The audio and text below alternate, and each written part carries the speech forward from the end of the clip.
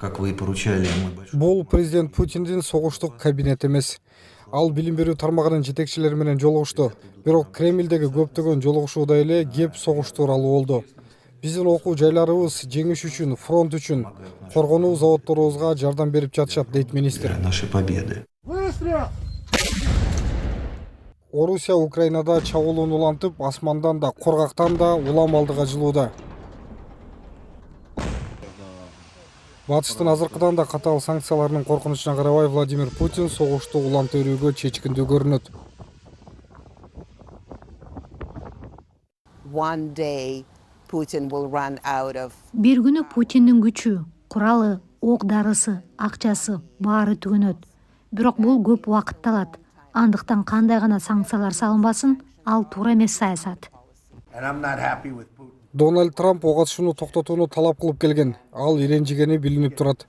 Чындыкты укуңуз келип жатабы? Путин бизге көп жолу калыпты ышкыртып келди. Дональд Трамптын ушул аптада Владимир Путинди сындап жатып колдонгон катуу сөздөрүнө Кремль терикпегенин айтты. Кандай болгон күндө да орустар өзүнө жараша жооп да кайтара алат.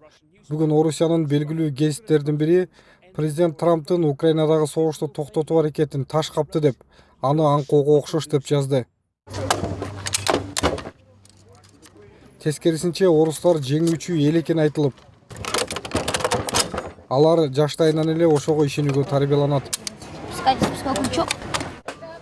Бул Москванын жанындагы Ногинскийдеги патриоттук фестиваль делген иш-чара. Элестетиңиз, айыл жарманкесиндеги ок атуучу куралдар жана камикадзе дрондору.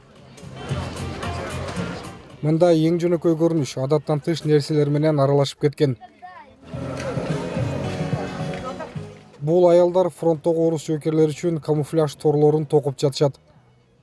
победой нашей. Биз сөзсүз түрдө жеңебиз. Болбосо мунун баарын эмнеге жасап жатабыз, дейт Валентина. Лучше миром, честно. Биз Украинага тийишпей, алар бизге тийишпей, баарыбыз өз-өзүнчө жашасак, тынчтык болсо жакшы болмок, дейт Александр. Мое личное мнение такое.